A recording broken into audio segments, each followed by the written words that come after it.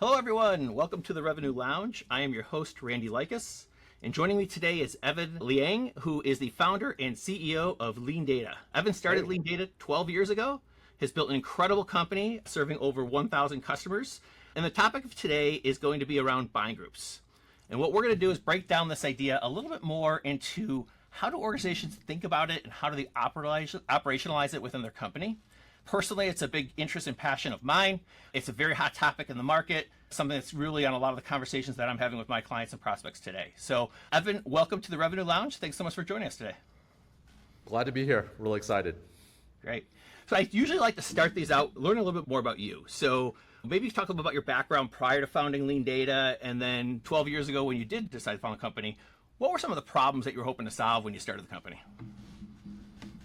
Absolutely. So I'm a first-time founder, but prior to Leandata, I had been around the startup ecosystem, kind of in two areas. One, I had been a venture capitalist, so I'd been funding startups, and so I'd gotten to know a lot of companies in and around that process. And the other was around product management. So I'd worked as product manager at some bigger companies and also some startup companies prior to founding Leandata. Actually, it was always my dream to be doing what I do today, so really excited that I've been able to live that for the past couple of years. But then at the same time, I think the initial genesis around Leandata was around personal pain points around sales and marketing efficiency. So I had Salesforce and I had an inside sales team at my last company. We were bringing on marketing automation and we had Marketo. And as we were trying to make those two systems working, we ran into a lot of data and process challenges, which made my sales and marketing team less efficient. So the initial genesis for Leandata is around making sales and marketing teams more efficient using data and processes. So very much we're doing exactly what we set out to do, but how we deliver that, and that's what we're going to be talking about, things like buying groups, has certainly changed a lot over the years. Absolutely. What's interesting is I think when people are not familiar with you, they hear Leandata, they go, yeah, isn't that the company that routes leads? And in reality, like Leandata is just so much more than that, right? You guys could basically route to any object, to any field, integrate, send things to other systems. There's so much more that Leandata does other than sort of, I think, what people think about as leads. Anything more that you want to comment or talk about what Leandata does? Yeah, absolutely. So I think it's a little bit to our history and also like the mission statement, what we started. Ultimately, we're trying to make your sales and marketing teams more efficient through data and processes. So routing leads is a part of that, but not the whole totality of that. And so we were a pioneer in the category. I mean, before us, no one really thought of managing leads. The routing process is very, very backwards. And certainly throughout our history, we've been very customer driven and involving with our customers and their go-to-market motions. And so that's a big part of what we're talking about is go-to-market motions have evolved and gotten more complex, and so our product and our company has evolved with folks. And so that's where, as you mentioned, initially people just wanted lead routing, and today we route across all the different objects, and we really call it revenue orchestration because we're really trying to orchestrate your data and processes in order for you to be able to deliver on go-to-market innovations like ABM or like buying groups to hit your revenue goals. And that's where we see ourselves as the company. It's not people, we did start with lead routing at one point in time, but very much evolved beyond that. Yeah, absolutely. Okay, great. So let's frame our discussion today around buying groups. And I want to do that by maybe talking a little bit about the history, right, in terms of why it's so popular. So MQLs were started or invented, it was probably 20 or 25 years ago, right? And it's been the primary metric that marketing organizations are using to help measure the demand that they're creating and that they're passing leads off over to sales. And so that's really been, everybody kind of looks at like, how is marketing doing? They look at how many MQLs that we're generating. Not all of that, but that's a key component of that. Yeah. So then 10, 15 years ago is when account-based marketing was introduced, and many organizations now have adopted that motion, and that's even evolving more as well. And so then go back to, I think it was 2017 or 2018, Serious Decisions, now part of Forrester, started talking about how QLs is really just not getting us to where we need to be. And they started introducing this idea of buying groups. And so they've been evangelizing the idea. It's getting more and more attention. You and I were both at Summit earlier this year, and like the crowds for those sessions were just incredible. And so I think like part of what they were talking about is just the nature of how the buying process has changed, right? People are not just going to your site and filling out forms and raising their hand, right? They're researching your products and services. They're having back channel conversations. And so a lot of times there's many more people who are involved in decisions than just the people who maybe were their hand raisers, right? And we've seen this all in our own data, right? Take a look at our own sales processes, and our buying committees are getting longer, deals are taking longer, it's harder to get alignment, consensus, so on and so forth. So we'd love to hear a little bit more about your point of view on this journey. How has the buying process actually changed? And sort of what do you think are some of the drivers for why buying groups is being such a hot topic?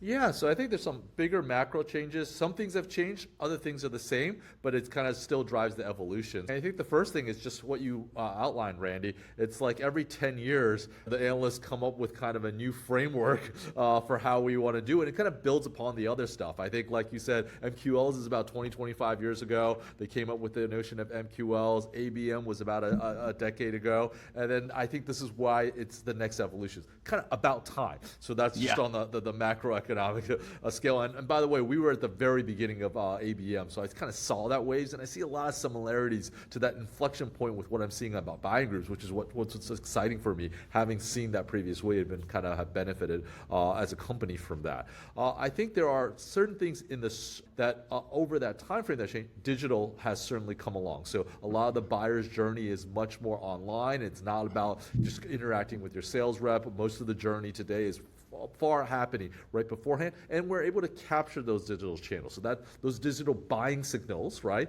weren't really available like 20, 25 years ago. We have a lot of that, so we can see that buying committee and everyone that's involved with it. And I certainly think in today's macroeconomic environment, people are being more diligent about their buying cycles. Like you mentioned, things are longer, right? There are more people involved, and that is also a short-term driver to it.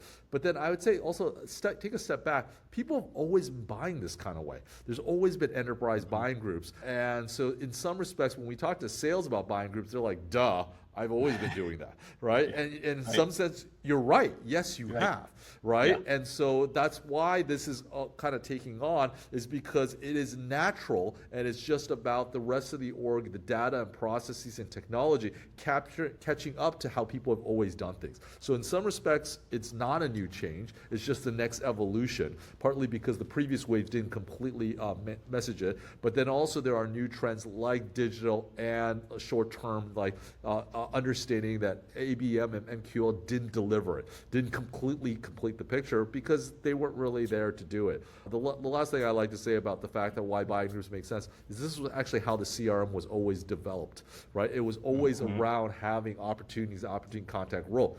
People just didn't use it, partly because it was too hard and the technology and the signals weren't there. So one of the things that really stood out to me is when I was at Summit earlier this year, there was a lot of case studies around companies who are starting to lean into this and seeing incredible results, right? So Siemens, Palo Alto, Reltio, when they talk about the impact that it's making as far as like faster conversions and better win rates, like it's really incredible. Yet when I have conversations, there's people who are interested, but they haven't quite made the change yet. And so I'm curious, like from your perspective, why haven't more organizations moved to this motion yet? What are some of the common challenges that companies face when transitioning from sort of an MQL model, which we're all used to and all of our metrics are built around, to this new way of doing things? Yeah, so I think it's the classic change is hard, right? I used to always show the graph in the way that if you there's a discrete comic that's like, who wants change? Everyone raises their hand, right? And then you're like, who wants to change? No one does. Does that make sense? So I think that's just it's your classic change management, culture, technology, bit data and processes. Like I mentioned, this is when we started Leandata. It was about the fact that you have to change your data and processes in order to make your sales and marketing teams more efficient. But it's hard. If it was really easy, you don't need to buy technology or other things around that. And so that's kind of the biggest thing is it makes sense. People get it. That's part of the enthusiasm. But you've got to do all the things around people, process, and technology. You've got to do all those three legs in order to make it happen. And I'm very confident everyone can get there. It's just different organizations are ready to adopt and move at different speeds, which is why we do need to pound the table around the case studies, and those early adopters are paving the way for everyone else to follow. And once someone gets there first, it's easier for the next person, and the next person, and the next person. Yep. So some of those companies that we mentioned, by the way, they're all Leandata clients. They are seeing incredible changes to their conversion and their win rates, but they all seem to be starting sort of smaller, right? They pilot, if you will, maybe with a region or a team or a product. And we'd love to get your perspective in terms of what you're seeing as well. If a company is thinking about doing this, how are they going about maybe those initial projects to kind of dipping their toe in? Yeah, absolutely. So like we said, one of the challenges is around cultural and getting buy-in from the executives. And anytime you're talking about like data and processes, you're talking about a lot of change. You're impacting out your entire go-to-market team. And so we generally do see folks and recommend folks that you start with a small region pilot, show success, show that early win, right, to build upon it. And so I think the two key things that to get people started is, one, you do need executive buy-in. So hey, you've got to build that business case and make sure that there's alignment. I think if you go off and go rogue on this, that's usually not a great recipe for success, right? So you want to get that initial executive buy-in. And then one way to do that is start small, get that pilot, get those early wins, which we're definitely seeing, and we're seeing some incredible numbers. The Forrester guys are talking about huge multiple increases in win rate and conversion rate, and actually drivers to revenue. And that makes it easy to roll out to the next group, to the next group, to the next group. So I think that is a good best practice. The other thing I would say is, like I mentioned earlier, there are new communities of folks and people who've had success, and the folks who are having that, they're so eager to share. I love talking to our customers who've had success here, and they're so eager to be like, hey, we've gone there, but they're also all realizing that no one's at the finish line. So it's not like, hey, look at me, I'm so great. They're more like, hey, I can learn from you, you can learn from me. And so as everyone innovates on different part of it, it makes it easier for everyone else to get there. So excited about like the community of folks. And similarly in the ABM days, there was early adopters who kind of got together and they drove it. One difference from ABM I would highlight around this is ABM was primarily driven by tech adopters and early stage venture-backed companies. We are seeing buying groups mostly being driven by larger enterprise companies. So it is a different set of early adopters out there, which is exciting. See, and part of the reason for that is the pain points for enterprises around having multiple buying communities is higher. And in many cases, ABM did not meet all their needs because, like we have an example that you said, Siemens is sold to everyone. They're not interested in target accounts and how to break into account. It's about how you upsell, cross-sell, and get more of your product and market share. And so that's about buying committees. It's not about target accounts. Yep. So let's drill into that a little bit more. So, and specifically around when an organization is thinking about piloting something, how do they determine where to start? Do they look for like those accounts that have very complex sales and multiple stakeholders? Do they look for like accounts where they haven't been able to break in yet? Or do they look for accounts where they have broken in, but there's so much expansion opportunity with different buyers than who made the initial sale? So like what have you been seeing as when people are starting to scope these things, like what do they look for? Yeah, I mean, I think the first part that they generally want to look for is you do want more of a complex buying process. So I'd say like if you're looking at like by segment SMB versus enterprise, that's where I'm seeing most of the pilots are starting in the enterprise segment. In fact, like an SMB, like if you're starting commercial transactional accounts, that's probably not the right place to start, right? Because in that case, a buying group of one, like an MQL is a buying group of one, and that might be enough. So you want multiple people, the more complex sales cycles, that's helpful. Right? So I'd say that would be one line I would differentiate around. Other than that, around which products and stuff like that, I think that one becomes more cultural. Which group within your organization is a little bit willing to act faster and being able to adopt and willing to try something new.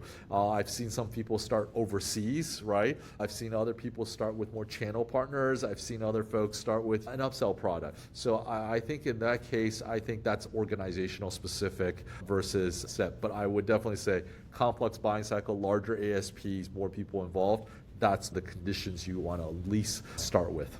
So.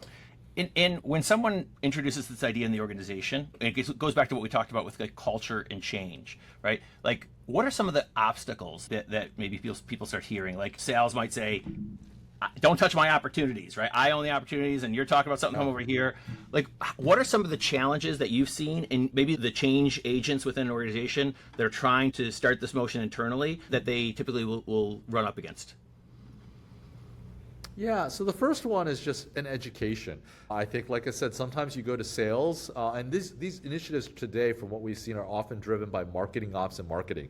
Those are the primary people who are really glomming onto buying groups. Oftentimes you go to sales, and sales is like, I just don't get it. This is what we've always been doing. Isn't this how our systems work? So there's that part of it, is just the inertia and getting the people to understand why this is slightly different. Once you get past that, you're right, then because this touches a lot of data and processes, that is where you do get things like people run into obstacles like, hey, the opportunities, you can't create opportunities. That's the domain of sales, right? But that's where I think folks working with their vendors and working with technology providers can help solve that. So I would say that's where, like you mentioned, a lot of the early folks moving to buying groups were Leandata customers. It's not because we necessarily targeted those folks. It's because Leandata provides a very flexible platform to allow you to differentiate and orchestrate your different objects, and that just makes it easier to be able to manipulate and move towards buying groups. A lot of our early customers moved to buying groups without telling us, actually. We found out later. We're like, oh, that's interesting. But then they are missing things like, how do I solve the $0 opportunities? And we are working with a group of our customers to kind of beta test and solve some of the problems. Another problem I'd say some people is data, right? They don't have enough of the data inside their system, right? So they may, the sales reps would not be entering their data into something like Salesforce. So that's where, like, we're really interested in working with someone like Nectar. Yourselves, you guys provide a great solution where you guys can capture that data that's sitting in these other endemic systems like email and calendar and bring that in, because that makes it more richer. So again, there are all these problems, but actually the funny part is they're all overcomable. You can overcome them. And actually what's interesting is that technology has actually in the last 20 years matured to make this possible. Like I said, the concept of buying groups has been around forever.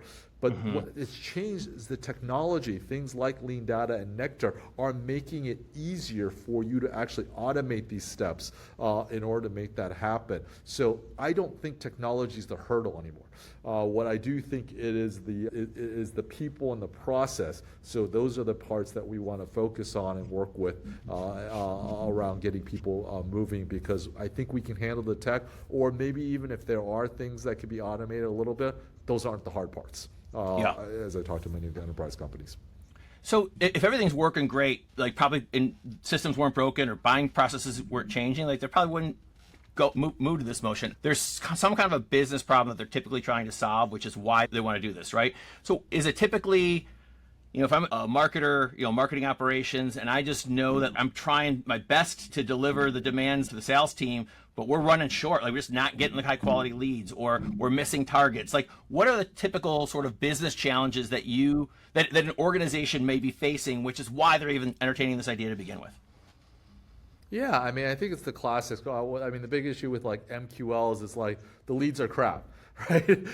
You're sending me all these same people over and over again. So that's a classic one that people haven't solved. I think the challenges with something like ABM, it's great to know that Cisco is interested in my product, but that's not enough, right? It's a huge organization. I need to know which product that they're actually interested in, who is there. And so oftentimes when you're starting to go into, people start doing the analysis around buying committees, what they're often noticing is sometimes they're missing people who don't necessarily have, like, in and of itself, it's not that one person who's interested, but a collection of folks. So for example, like one person may not meet a certain MQL, but there's 4 people doing stuff.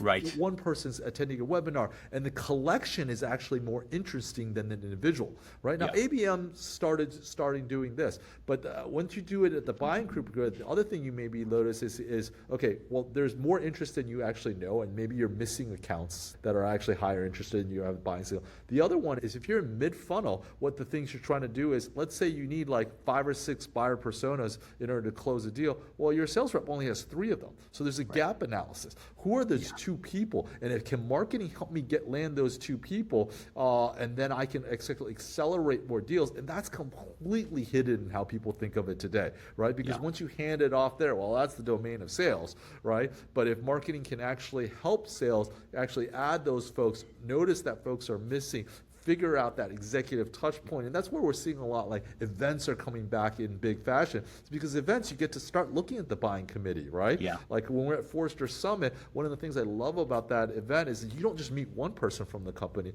you often meet their boss's boss, or their colleague, and they can all do that. So it's an event where there's buying committees in presence. And so that's the part that makes it why you had seeing increasing close rates, is this gap analysis, or this understanding that there's more people need to be involved, and their level of involvement is going to vary. And so that's some of the exciting things that I see with buying committees, and why it resonates so much with sales. Is like, oh great, you're not just there to throw something over the wall to me, you're actually there to help me actually close this deal. Yeah. What's interesting is, you alluded to this earlier, buying groups as a concept is not new to sales, right? We know that we need to get multiple people involved to help gain consensus, right, on a problem. So it's something that's innate in terms of what we know that we need to do. I think what I've heard, the big challenge is that sales reps are just not good at making everyone aware through the CRM. Here are all the people that I've talked with, right? And because they create an opportunity, there's probably that rule at the validation rule, which is I have to attach one person, but then all the people that come in and out of opportunities, they just don't update the CRM. So how does marketing know that, like, these are the personas who are typically involved? How does marketing know how to help if those people aren't tagged, right, to the opportunity? How do we create content for you that you can use to help get that alignment, and so on and so forth? So I think you're right. The technology now is at a point right now where we can easily extract that, and we can automate that and identify those buying committees, whether it be the signals or the signals that exist across our existing data as well. So I agree with that. And I think that whole process is here's like, if we back up and we talked about, like, hey, how does a single salesperson do this? So a single salesperson would have to personally update every single person into their CRM as leads. Then they would have to convert all those leads into contact. Then they have to troll through all their opportunities, create the opportunity, and add them as contact with roles. There's no salesperson I know who is at that level who's doing all that stuff, right? That doesn't exist, and that's why it would not have worked years. Between like Nectar and Leandata, we can almost automate every single part of that sales process now. The sales reps, all that data can instantly come in automatically through Nectar into their data. You can categorize it based on title and all the signals that are due. You can automatically make them contacts, and then you can automatically add them as contact with roles. The salesperson just goes around the process and let the technology automate everything behind the scenes, so that they have that complete picture, and that marketing can see that signal and actually come in and provide that error cover and help. So I think that's the exciting part of why I think buying groups is at that inflection point. Yeah, absolutely. So let's dig a little bit more into the operational aspects of this. Let's assume for a moment we've been able to align all the stakeholders in terms of why we want to do this. They see value. Now what? Well, what's next? And so there's this idea around, first of all, like, how do we capture the buying committee? And there's this idea of creating an opportunity container, right? And then once we have that opportunity container, maybe it's like a stage zero value, and that's where we start picking up the signals and when we start trying to populate that container. But how does that change sort of organizational structure? For example, if we're moving away from passing over a single MQL and we're now trying to populate this opportunity container, how does a BDR start engaging? When is that qualify that we pass it over to a sales rep? Would love your thoughts on that. Yeah, no, I think so. The SDR, BDR, EBR, whatever you call those kind of qualifying folks in the organization, their roles do definitely shift in this process. And so defining out that they're not going to just be calling on leads, they need to do more research and understanding this buying committee more is one of the big shifts. So I think those folks are definitely involved in this and redefining their role. What exactly it is, it depends on the organization. So I think there's definitely organizations, and some folks are waiting for 3 folks to be part of this buying committee before they pass it over. They certainly are passing over more opportunities than they are passing, let's say, leads directly to the sales reps. Now, this is where there's flexibility, I would say. I would say there is not, one of the things I've learned across my 1,000 customers is everyone's somewhat the same, but everyone's kind of a snowflake, especially when it comes to their go-to-market motions. And so one of the key things we always try on is making sure that we align with the technology and stuff needs to align to your business process. You can't make your business process align necessarily with how the underlying technology works. So certainly a lot of people are recommending $0 ops, but we're also talking to people who can't do $0 ops. And we're like, you know what? We can do a custom object to support that, right? So there's different ways in order to allow that to happen. So I think the main thing is figure out your business process, figure out what's going to work for you and how you get to do it, and then the tech stack and everything else will align with that, and then make sure your business process aligns with your people and the right roles. So I think those are the key points around where that alignment needs to start, and people just need to get going and solve one thing and take that next step from there. That's where I always see. But I do think SDRs are very critical, or BDRs as you call them, are really critical around that process around kind of handoffs. Some people are doing without BDRs, by the way, which is also possible. So some people are literally doing things where they can hand it directly to an AE. That's certainly possible. You have channel partners and those type of things. But I think it's more important to understand, take that step.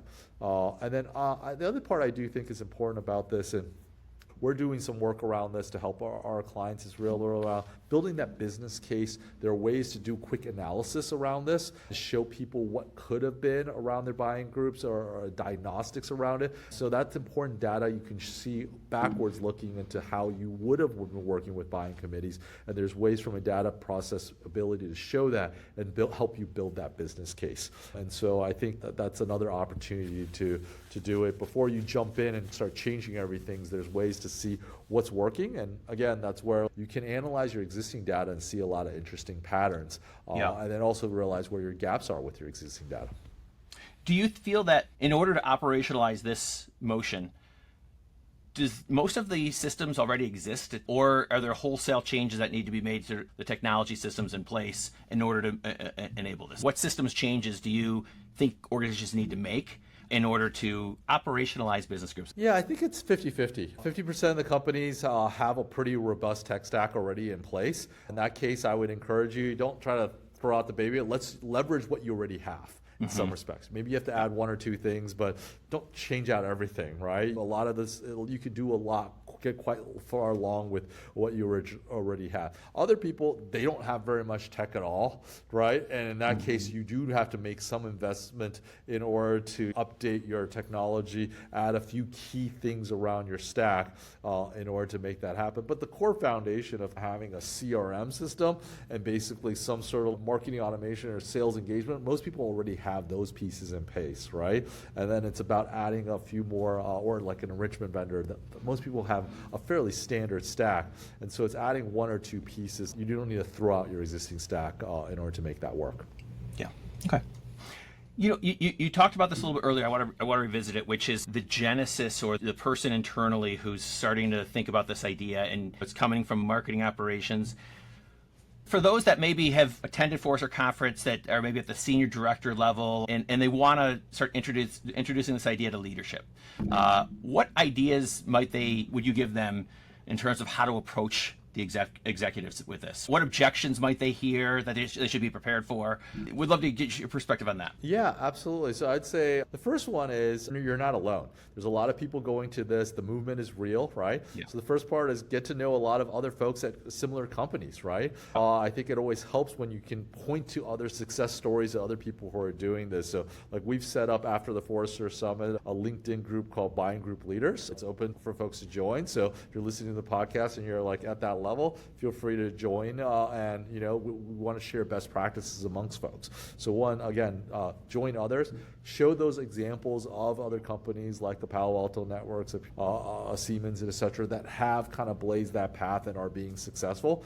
And then I think that next thing is build that business case for like, hey, some of these metrics could really help us drive our revenue. I know I'm no senior executive. If you really kind of bring them as like, hey, I'm going to increase revenue, right? They're going to be open ears. Everyone wants more revenue. growing. It doesn't even matter how fast you're growing. That's always going to be something that's really, really important.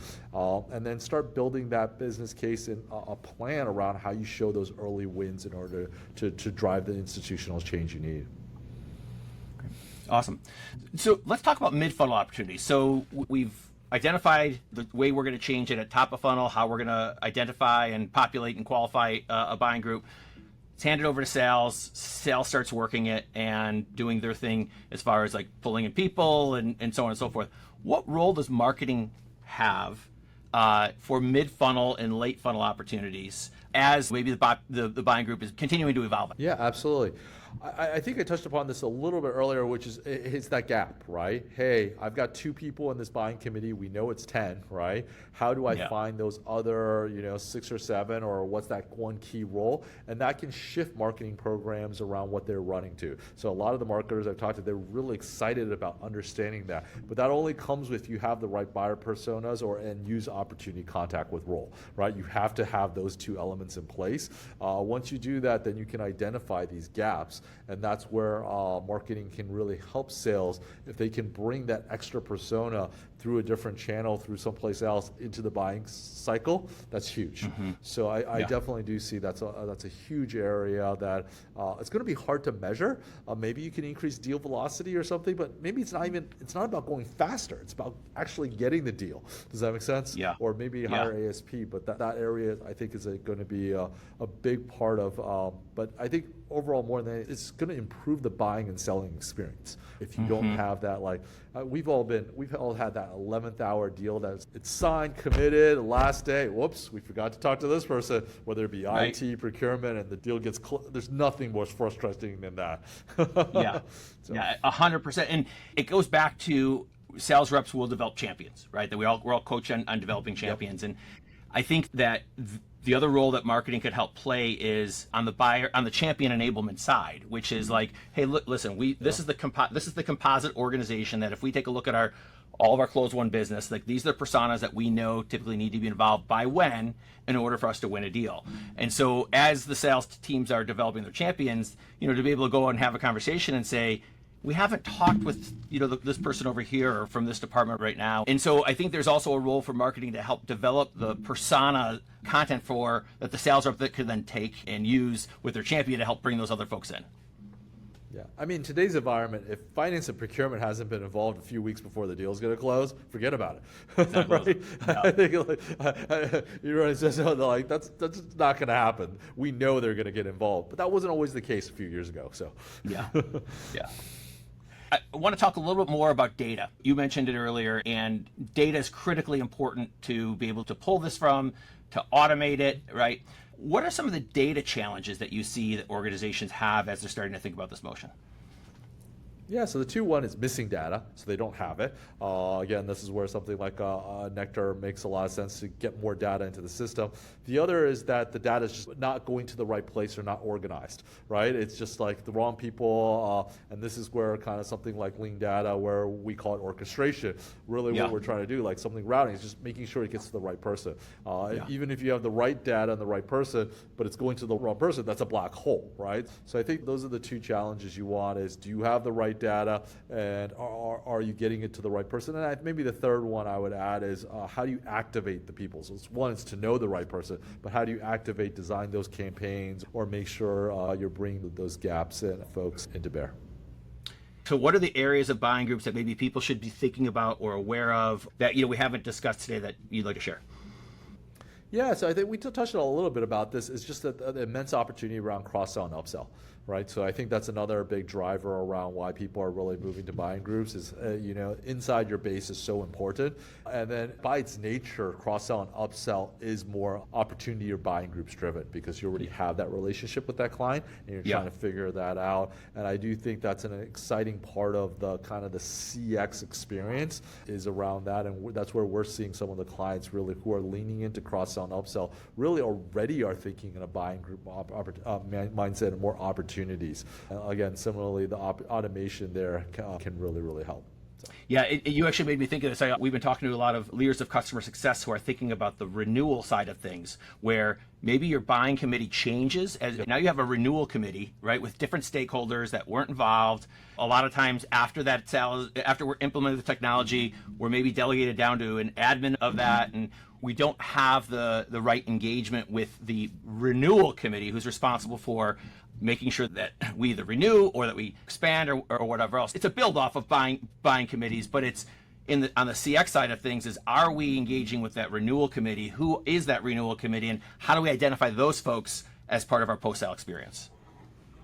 Yeah, I'm sure we're not unique, but once we close a deal, we almost create a renewal op right away, right? So it's not a $0 op; it's populated with the existing contract. But yeah, you got to start on that process and start to build those folks, and they may be very different from the folks who are involved in the new business side, both on the customer side, but also on your side. Yeah. Does that make sense? The people on your side who are involved, it's like an AEM, it's very different from the AE. Exactly. And so again, that brings an added set of complexity. Yeah. Great. Well, listen, this has been fascinating conversation around that. I want to transition to what we kind of call the lightning round, which is a little bit more personal. Evan, if you didn't start the company 12 years ago, or let's say you weren't even in B2B tech at all, what career would you have gone into?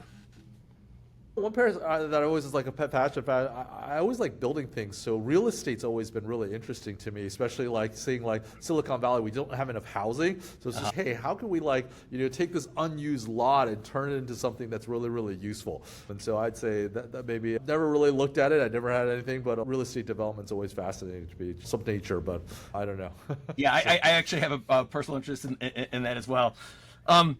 Okay, so fortunately, you got into B2B tech sales because you've done very, very well.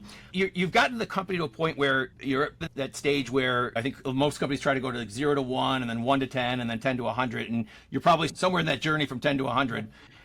What's the hardest part about that right now? Yeah, about that, I think it's just that it's a lot. When you go to 0 to 1, a lot of it's kind of like your personal effort, and you can make it happen. As you go to 10 to 100, it's really around enabling others and working through others. And so there's a part of me that still likes to get my hands dirty, and so it's understanding where I should dive deeper into and what I need to delegate. So I think that's the part. It's you're working through others, not necessarily just doing it yourself. Yeah. So. What advice would you give maybe your younger self, 12 years ago as you were starting the company about how to build the company? Any lessons learned or things you would give to your younger self on what you might change or think differently about? Yeah, it's an interesting one. I would say I'm always a guy who likes to replay everything in my head. So there's a gazillion little things that I would try to do differently along the way. But in some respects, if you take a step back, I think the journey in and of itself, many of those decisions were necessary to get to where we are today. And so I wouldn't change a lot of the whole things. I would just say maybe one thing is it's taking longer. I think me and my co-founder thought we'd hey, 2 years. We're either going to fail or get sold, and we're many more years beyond that. And so just, hey, be prepared for a longer journey, but it's a good one, and it's a fun one. And like I said, when we started, there's nothing else I would be rather doing. So, yeah. You're certainly a thought leader in this space, and you're really leaning in and providing a lot of really good insight and content around the buying group area. Where do you turn to for inspiration and ideas, right? I know you're connected to a lot of folks and a lot of the analysts, but when you want to think through a difficult challenge or concept, where do you turn to? Yeah, no, I think first of all, I think you want to surround yourself with folks that you kind of could trust and can do that. So fortunately, my board is someone I have a pretty close relationship with. Actually, because I was a former VC, a lot of them I actually worked with previously. So they're folks that I can absolutely trust, and it's a co-working relationship, not an adversarial relationship. Not every board is that way, so I don't suggest everyone do that. But yeah, there are folks that I just like to problem solve with and figure it out. I do like going to events and learning and seeing things like that. I would say on the buying group stuff, the folks at Forrester, Terry, Amy, and Vicky were telling me years ago, they're you should jump on this bandwagon. But I did listen, and I'm just hey, I do start seeing some of those trends. And so I definitely do think you always want to be learning from other folks and listening. But, at the same time, you got to interpret what they have. A key talent of kind of being a technology CEO is learning what you can discard and which advice to take and which advice to avoid, to ignore. But that answer may be for now. Right? So sometimes what isn't relevant today could be relevant a couple of years later. Last question, Evan, and it may be a derivative of an earlier question I asked, which is, For those founders who are maybe trying to make that 0 to 1 journey and I don't say struggling with building, what advice might you give to those folks? Yeah, I mean, two bits of it. One is find a great co-founder.